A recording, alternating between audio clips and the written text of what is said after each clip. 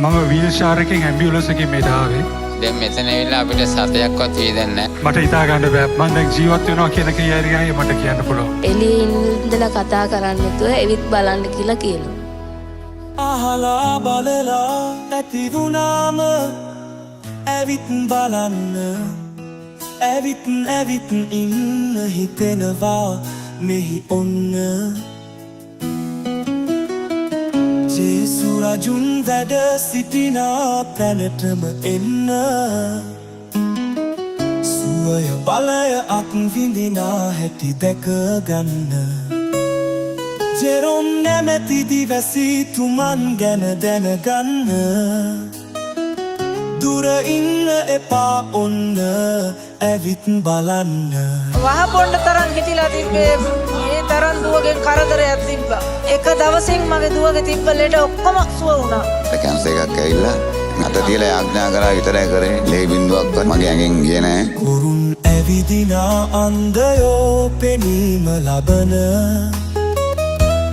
යකුන් බය වෙලා දුවන සිංහයා මෙන්න.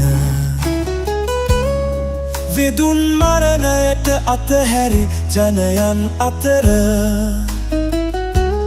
මරණය පරදා ජීවය දෙන තැන මෙතන.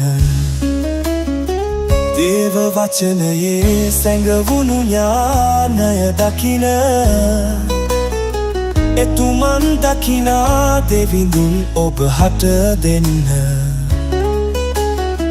රදගුරු ලෙස දරනා නිලයන් අතර.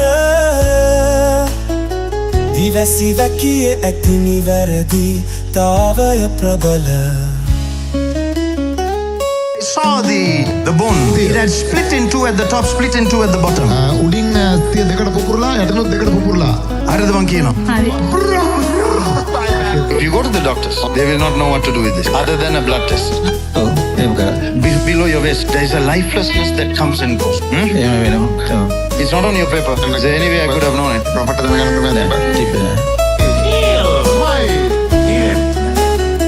ලංකාවට හා ලෝකෙට දුන්න තිලින. ඔබේ මරණෙට කලින් දැකගත හැකිනම් කදිම.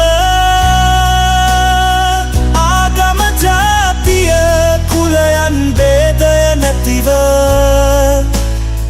එන්න ඉතින් ඇවිත් බලන්න. එන්න ඉතින් ඇවිත් බලන්න. Prophet Jerome. More than just words.